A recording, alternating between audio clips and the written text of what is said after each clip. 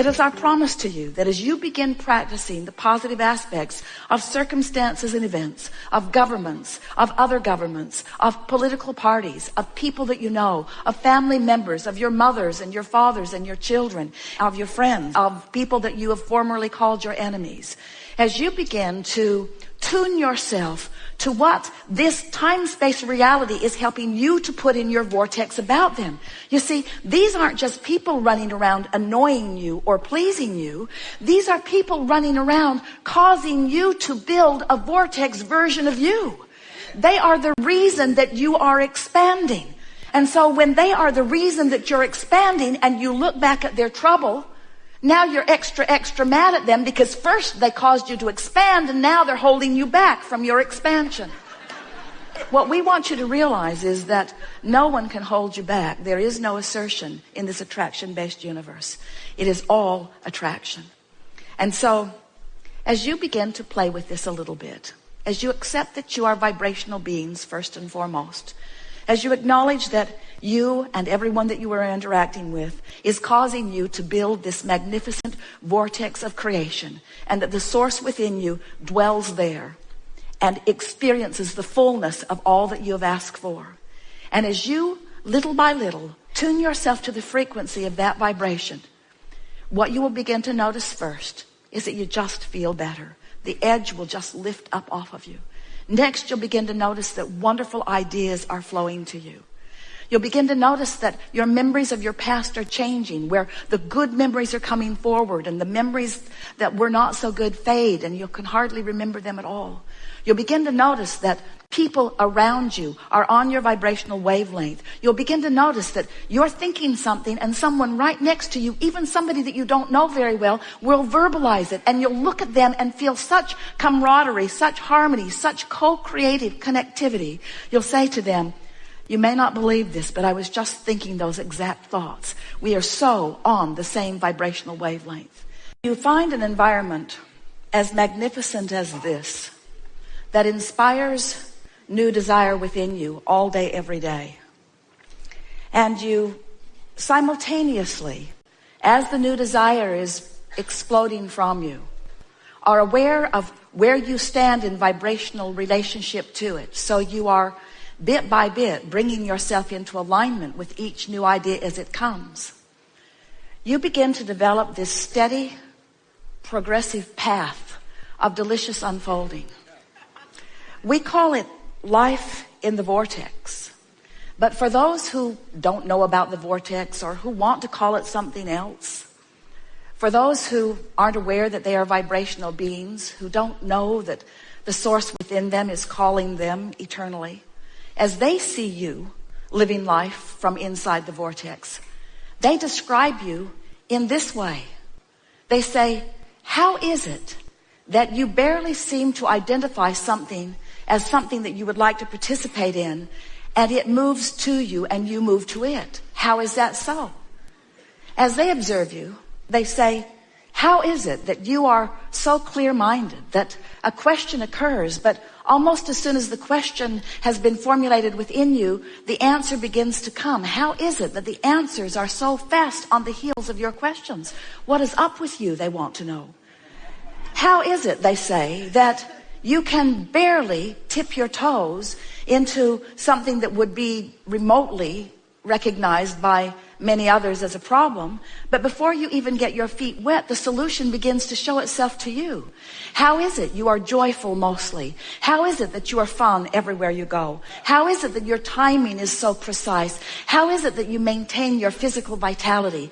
How is it that you seem to move through time without decline? How is it that you remain physically focused, and yet there is something about you that seems otherworldly?" And to most of them who are not ready to hear what you say about the vortex, you say to them something that is softer and simpler. You say, "Well, I have a philosophy of life that is serving me well. I believe in the well-being that surrounds us. I believe it is dominant. And because I believe it is dominant, I look for it. I focus upon it everywhere I look.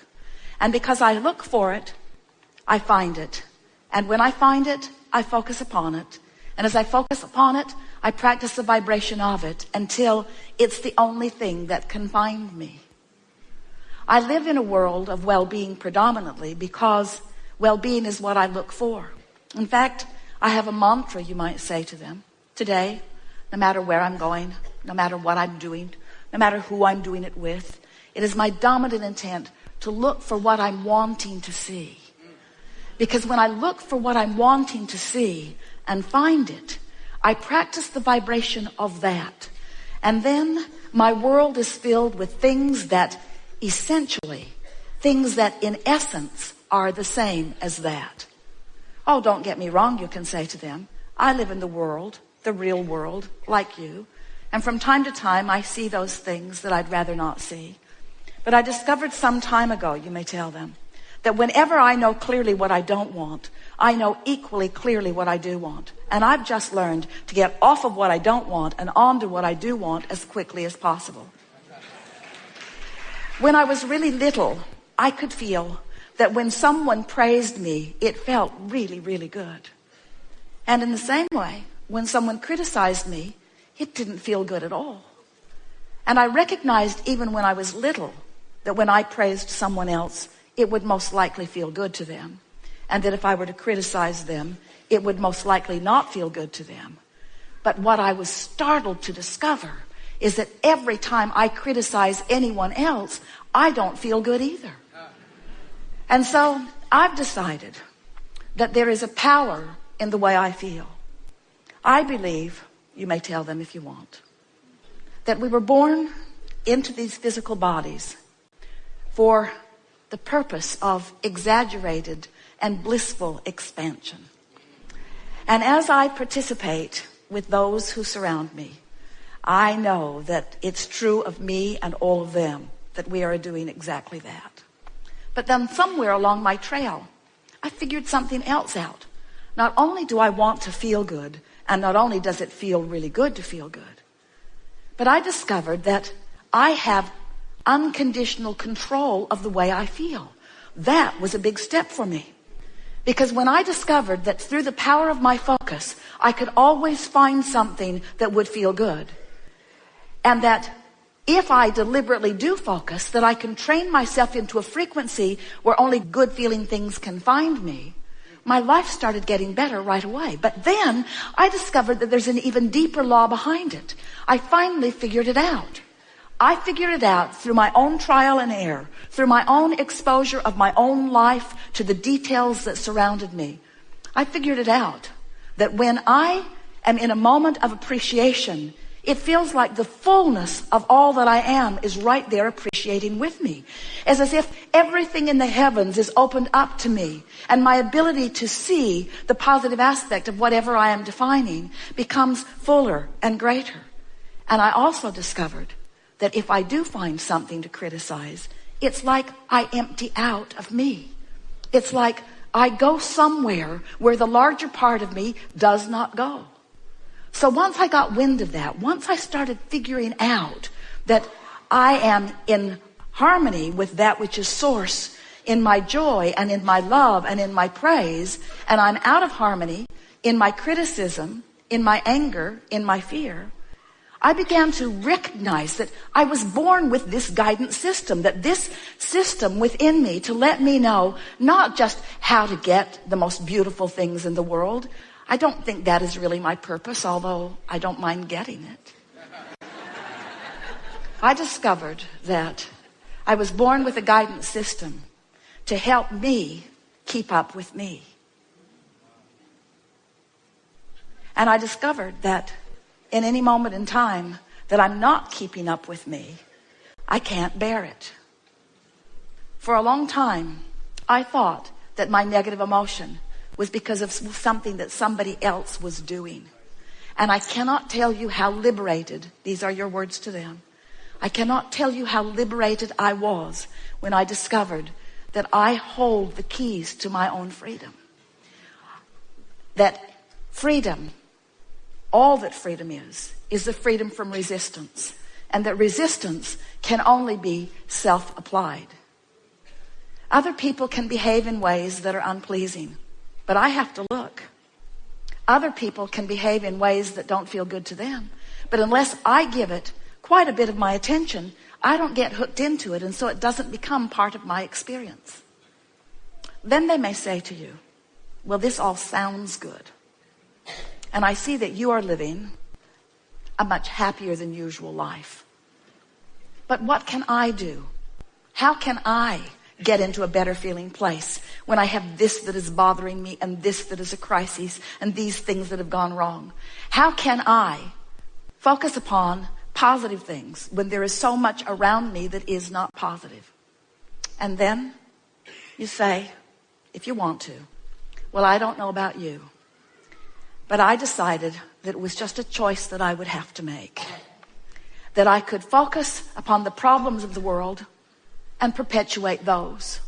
Or I could focus upon the solutions of the world and perpetuate those.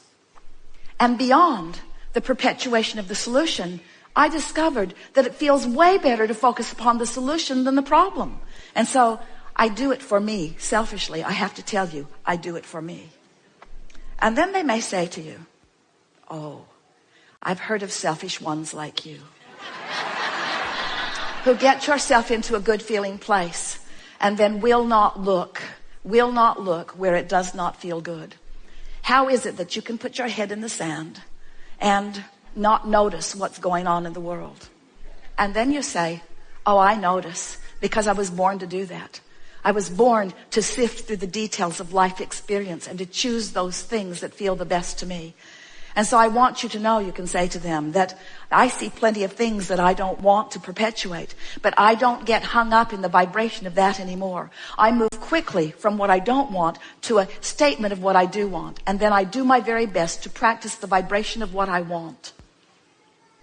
A lot of my friends don't want to hang around with me anymore, because when they want to complain and I don't listen with any sort of sincerity,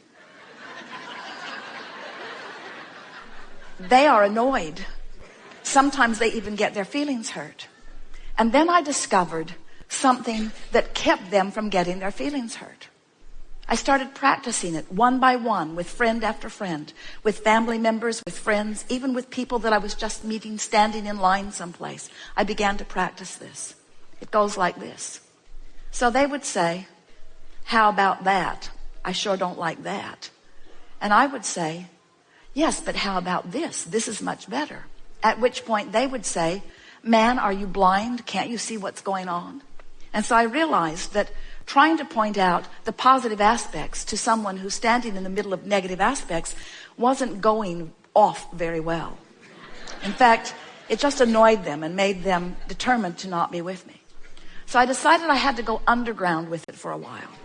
I decided that I couldn't be so overt about it. I couldn't be so in their face about it.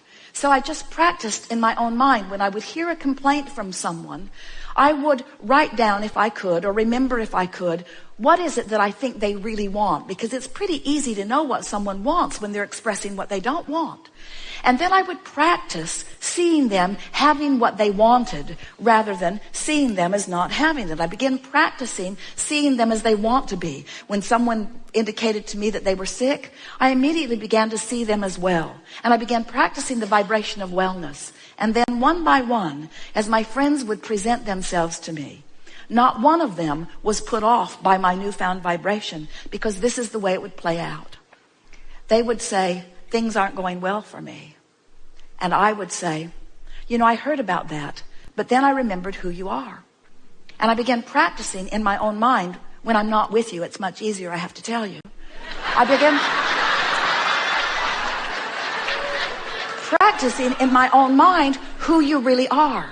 And I've discovered things about you that are so intoxicating that now I think about them, not because I'm trying to help you improve, but because it just simply feels so good for me to acknowledge who you really are and what you've really got going on.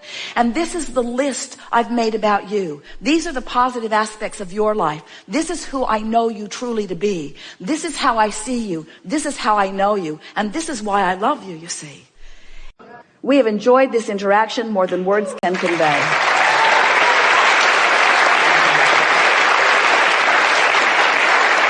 You are really good at what you do. You are